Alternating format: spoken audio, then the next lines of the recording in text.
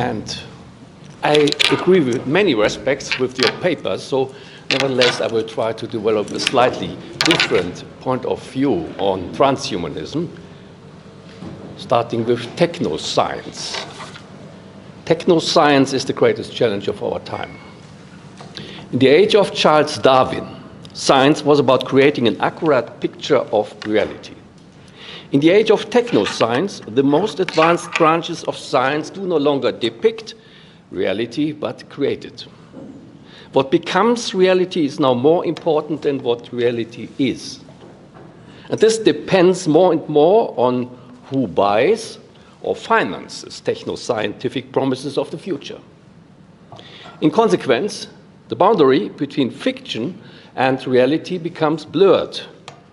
Paradoxically, in those very sciences that were previously expected to safeguard us from unregulated blurrings. The result is a popularization of scientific religions that mix with science fiction narratives in the style of Isaac Asimov or the US television series Star Trek. Science is becoming a substitute for religion, while traditional safeguard systems lose their control function. Forms of cultural disorientation are thus pre-programmed. Transhumanism is a symptom of this crisis. For this reason, I will treat transhumanism not as a philosophy, but as a symptom of a social pathology. More precisely, I will proceed in 3 steps. First, I will comment on key features of classical transhumanist future narratives. Second, I will highlight the idolatrous traits of transhumanist narratives. And finally, I will identify the transhumanist vision of the future as the product of a corruption of the Christian concept of salvation that we find, for example, in Dante. Feridun Esfandiari might be considered as an early prototype of the transhumanist mindset. In 1980s, after renaming himself FM 2030, he pronounced that human identity should be fluid. For this reason, he concluded that cultural and religious traditions are to be considered as obstacles to our individual autonomy. Everyone should be free to choose their sex, their body, their brains, and even their biological rhythms autonomously. In the 1980s, this emancipatory program was futuristic. Today, it's almost commonplace. As the postmodern culture of self-fashioning and the meanwhile somewhat declining discussion on gender fluidity demonstrates. However, Esfandiari's futurism still aligns very well with the techno-scientific ethos of Silicon Valley companies. Traditional companies such as BMW or Daimler-Benz are used to develop a product plan if they want to introduce innovative products. They investigate what is possible, design a prototype of the new product, put it on test, and then finally launch it on the market. Things work differently in Silicon Valley.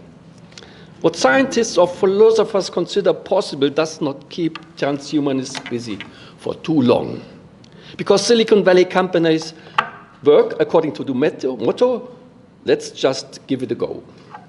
Let's get the money together and try out, for example, the creation of immortality by throwing enhancement technologies on the market and testing it in real-time experiments. This explains why transhumanists are unimpressed when philosophers, neurologists, or biologists consider their products impossible. The question of where to draw the line between fiction and reality can be postponed until later. In 2017, Yoichi Ito, by then head of the Media Lab at the MIT, has aptly summarized the basic features of this zeitgeist phenomenon. Transhumanism is a kind of religion driven by group thinking and speculative financial markets. It thrives on interdisciplinary collaboration and vast capital flows, and is fueled by the principle higher, faster, farther. The last principle is exemplified by the processor speed of computers. If I can increase the processor speed, I'm producing progress. At the end of this path, we will ideally find a magical supercomputer, the so-called singularity, as from now, humans will no longer be able to understand what the singularity is doing. However, that doesn't stop them from believing that what is happening can be categorized as super intelligent. Since in transhumanist circles, intelligence is usually considered as a kind of software, the biologically embedded intelligence of earlier areas will become now replaced by a strategically perfected, spiritualized form of intelligence. Human intelligence will become disembodied. This vision is reminiscent of the chiliastic movements of the late Middle Ages. Following the apocalypse of John, the coming spiritual age was called, in the Middle Ages, the Third Reich, the age of the Spirit, which follows the age of the Father and the Son, 3. The relevant three-stage theory of history was taken up again in modernity by the tradition of scientific positivism, National Socialism, and Marxism-Leninism.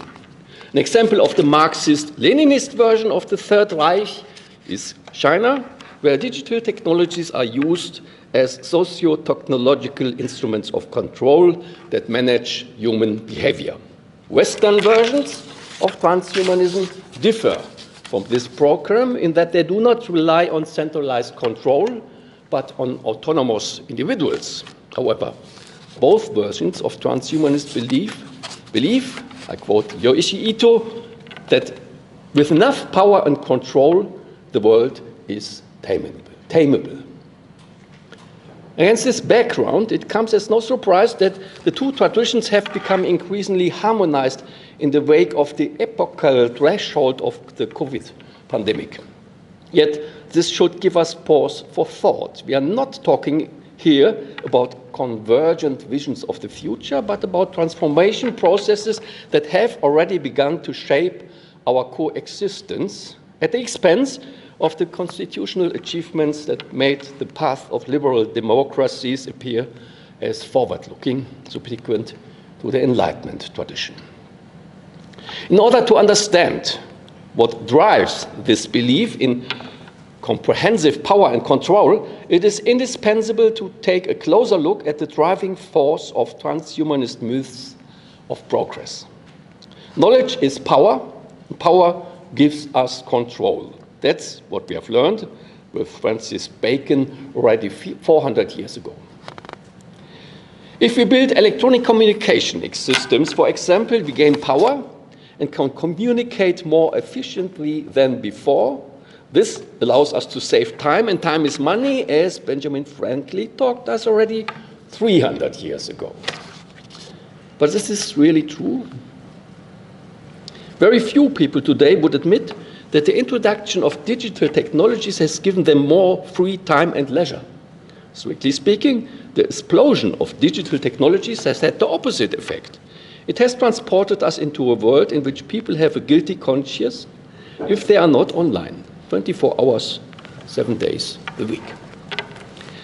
The rationalist postulate of higher, faster, farther reveals itself here as symptom of a different, less easily rationalized driving force. It is therefore no coincidence that the narratives of transhumanist futurists who believe in technological efficiency meets with little approval among philosophers who seriously engage with the question, what is technology? The same applies to the postulate of power and control. Francis Bacon's idea that knowledge is power is an older one, and this perhaps indicates why the understanding of knowledge and technology that is fundamental to transhumanist utopias might be categorized as antiquated and backward-looking. As a matter of fact, rear-view mirror phenomena like these have occurred already earlier in history. When things become confusing due to innovations or revolutions, people made do by extrapolating the thinking of the past into the future. Mark Twain is said to have coined this saying, having lost sight of our goals, we will double our efforts. This is precisely The logic that comes into play here, causing distress in the inflation of transhumanist future projects. But do we really believe in the future? In one of his early writings, transhumanist chieftain Ray Kurzweil quotes an eco-terrorist who argued that the emergence of Kurzweil's vision of the Third Reich will lead to mass extinction. As a technology enthusiast, Kurzweil does not agree with this vision. However, he adds to this quote the following conclusion: Kaczynski makes a compelling case for better or worse, we are stuck with technology. This is remarkable. Technological progress no longer has anything to do with improving the conditions of human coexistence or increasing individual autonomy. To be sure, according to Kurzweil, we are all free and autonomous, but ultimately our autonomy is limited to committing ourselves to what is going on to happen anyway. Against this background, it comes as no surprise that it does not really matter if transhumanists extrapolate a utopian or a dystopian future, such as in Yuval Noah Harari. More revealing is how little attention transhumanist narratives pay to the conclusiveness and coherency of the narratives they promote. We are told that we have the right to optimize ourselves according to our personal preferences, yet at the same time, the agony of choice must be aligned with a merciless capitalist logic of competitive self-optimization. The unplanned psychological collateral effects of digital network technologies confirm this diagnosis. Far from making us happier, they give rise to pathologies in the style of FOMO, the fear of missing out. If I'm not connected, I go under. That's why I have to stick with the rules and keep running in the hamster wheel. The transhumanism of the West might never stop parroting the liberalist mantra of free self-determination. However, at the end of the day, it delivers us to the totalizing logic of political and economic power structures of late modern psycho-capitalism, which profits from the economic dynamics that keeps the digital hamster wheel in motion. The German sociologist Hartmut Rosa comes to a similar conclusion when he writes, "We are in a situation of frantic standstill, in which the achievement of progress are no longer understood as part of the history of progress towards a moldable future, but rather as a struggle against slipping into the abyss of collapse. The historical escalators are running backwards, as it were. Such a doubt about the moldability of the future is directly a doubt about the moldability of the world, and thus about political sovereignty. In a paradoxical reversal of the promise of disposability, late modern people see their world as fossilized and alienated." The most important philosopher of technology who has investigated this phenomenon was Bernhard Stiegler. Stiegler describes the dwindling trust in moldability of the future as mécréance, non-faith. Seen from this angle, the greatest challenge of our time lies again in the problem of faith, but this problem is now literally without object. The fact that we have lost faith in the gods of the past would still be bearable, but here the inability to believe becomes a problem that renders futile any attempt to work through the problem of faith, whatever it might be. There is no longer any difference that makes a difference. This is exactly what Stiegler calls mécréance.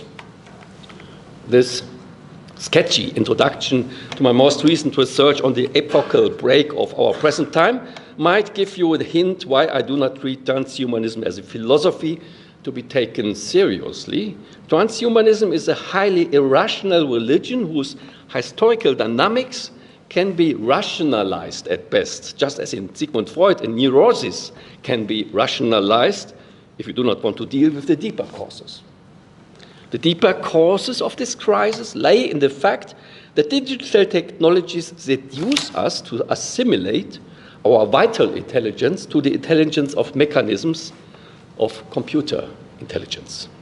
The basic problem of this challenge has been known for a long time. For example, among people who build airplanes. The relevant people call it automation bias. Pilots tend to trust in machines more than in humans and are inclined to compare themselves with their mechanical double. When a human being is supposed to fly aeroplanes, this is highly dangerous. For this reason, future pilots are trained to overcome their irrational biases. However, the automation bias of humans is also highly dangerous in our social and cultural life. The progressive assimilation of human intelligence to machine intelligence creates the illusion of having everything under control at the very moment when everything gets out of control.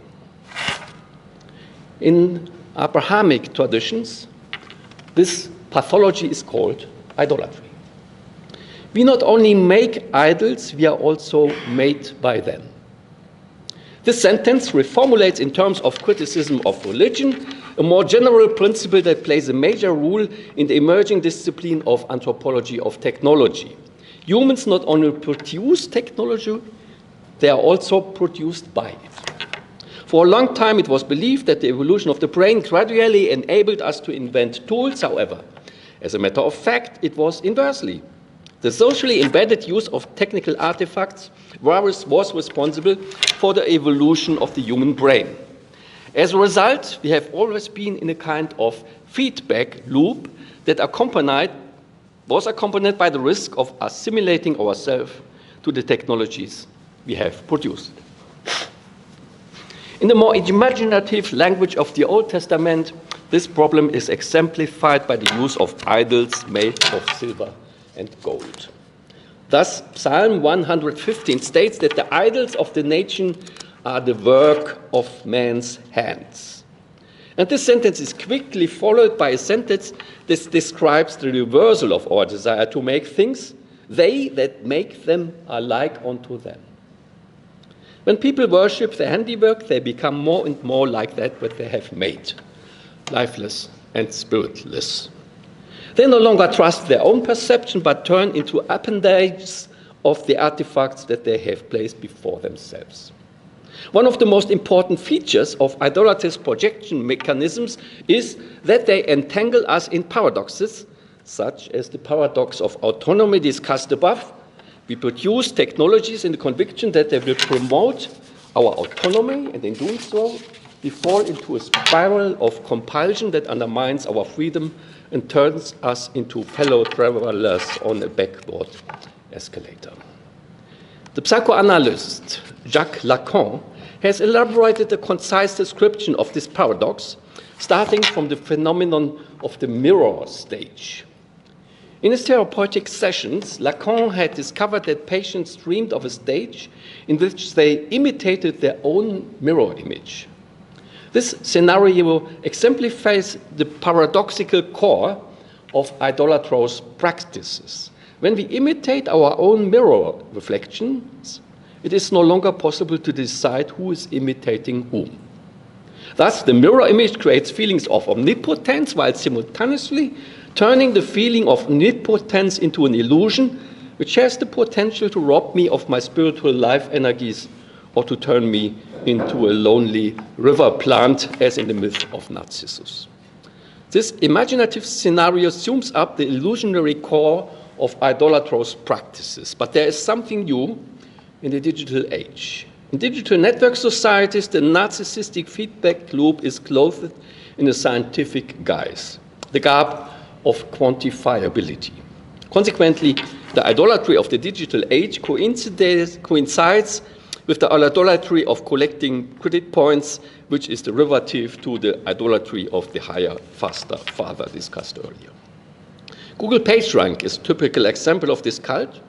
PageRank is one of the most influential algorithms of the 21st century. In Google search queries, for example, it ensures that you always be shown the results that have the highest click rates and the most likes.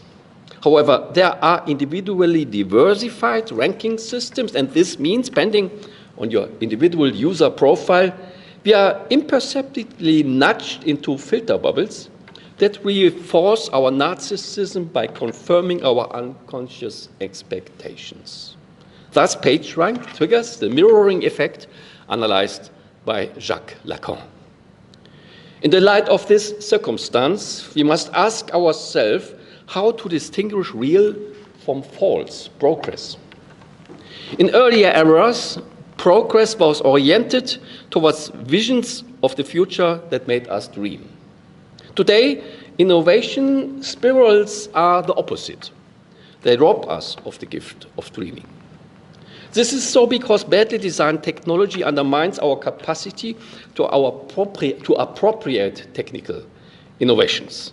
We tend to see scientific findings or technological advances as irrelevant facts or compulsive update rituals unless they give us time to make them our own in a cultivated way. This can only be successful when forms of imaginative identification come into play that allow us to mentally wrestle with cultural or technological achievements. Contemporary digital network technologies reproduce the cultural and personal spaces in which this can no longer happen. Digital attention economies are a prime example of this. In traditional cultures, discourses revolved around people who were famous for being important. Personalities such as Willy Brandt, Marie Curie, Goethe, Anne Conway, René Descartes, Leonardo da Vinci. Young people were able to identify with such exemplary personalities because they had a canonical status, and this catalyzed a process of intellectual struggle. Today, it has become difficult to distinguish people who are famous for being important from people who are important for being famous. The dictate of click rates reveals its corrosive traits here and allows intellectual energies to fizzle out. Such phenomena are indicative of the inability of late modern subjects to identify with matters that matter in a sustainable way. Hence, they paved the way to what Stiegler calls mécréance. The antithesis to mécréance is pistis, as defined by the Apostle Paul, the faith in matters that move us inwardly. In religious traditions, this epistemic attitude is deliberately cultivated, but its scope is by no means limited to the realm of religious practices. If, for instance, someone in business says that he or she really believes in a project and wants to bring it to the market, then this is a form of pistis that releases spiritual energies and allows new things to emerge. Yet, if this epistemic attitude is no longer supported, the related social practice continues only mechanically. We then act like the physicist who had an upside-down horseshoe on his wall. When a famous colleague came and asked if he believed in such things, he said, "Nah, not really, but I have been told it works even if you don't believe in it." Against this background, the difference between hollow and authentic practices of faith can be illustrated using examples from personal formation. Let's take the example of a pupil who identifies with his teacher. Depending on the circumstances, identification processes of this kind can have negative or positive connotations. Our pupil might love his teacher, but he might also think she's a bit of a nut job and be itching to challenge her theories. Which direction the pupil takes doesn't really matter, but it's vital that identification processes like these happen. A technology is designed that is fixed on quantifiable parameters and competences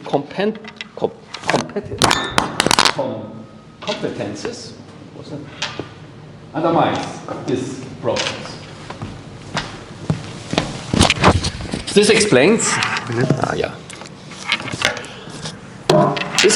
why pathologies, the pathologies we are talking about, is part of an institutional crisis. According to Stiegler, who draws on psychoanalysis here, digital network societies tend to replace the institutional authority structures that come into play when individuals identify with the hero or master by an abstract quantifying authority structure. Sigmund Freud's superego becomes replaced by a digital superego. And this has fatal consequences for the institutions that are traditionally responsible for the fate of future generations.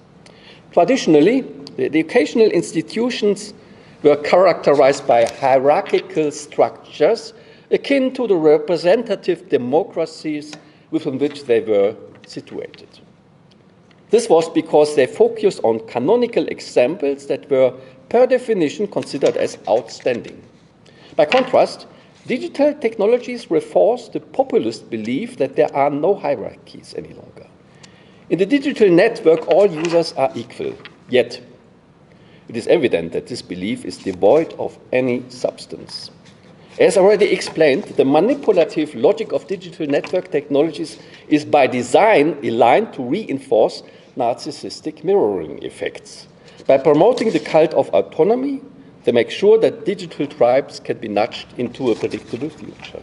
It is therefore not surprising that, on closer inspection, the flat hierarchies of digital network societies reveal themselves to be the flip side of a totalizing logic of merciless authoritarianism.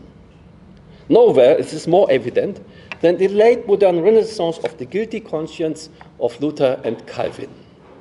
Traditional duties, which motivated individuals to work their way through institutional hierarchies, are now replaced by the gentle compulsion to be connected with one's digital flock. Anyone who dares to be disconnected for long periods of time is therefore a sinner. The German word for sin, Sünde, is etymologically derived from the Indo-European word of to separate, sondern. The sinner separates himself from God and loses her responsive connection with the community of saints. Digital network societies have created a flat substitute for this hierarchically structured holy network. Those who are disconnected separate themselves from their digital community and thus re-establish their lost connection as quickly as possible. The digital superego is therefore no less commanding than the bourgeois superego of Luther, Calvin, and Sigmund Freud, but it has a different effect. It entangles me in a network of fleeting daydreams. Previously, I could work my way through exemplary hierarchies and develop my own voice, or even surpass the authority of the past, thanks to an analog superego.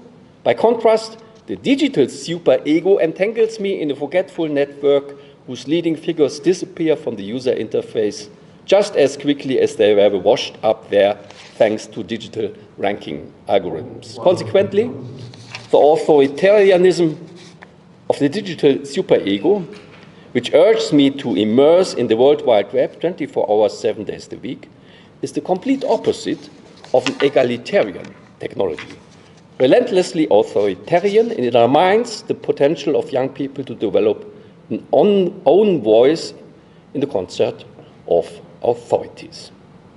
Following the New York social psychologist Jonathan Haidt, this diagnosis of crisis can meanwhile also be substantiated in empirical terms. According to Haidt's endemic studies, published in 2024, the mental health of teenagers has declined significantly since the early 2010s. This was precisely the phase when smartphones and platform-based social networks began to establish themselves. Through a toxic combination of misguided educational ideals and technological innovation, we have created a pandemic of anxiety that has derailed young people's social skills. The result is depression, increased suicide rates, a significant rise in self-harm rates among young people, and so on. And this is just the beginning. The next generation of generative AI technologies has the potential to amplify this pathologizing trend on an unimaginable scale. The problem we have to deal with here is we have lost our ability to dream, and we squander our mental and spiritual energies on idolatrous fantasies.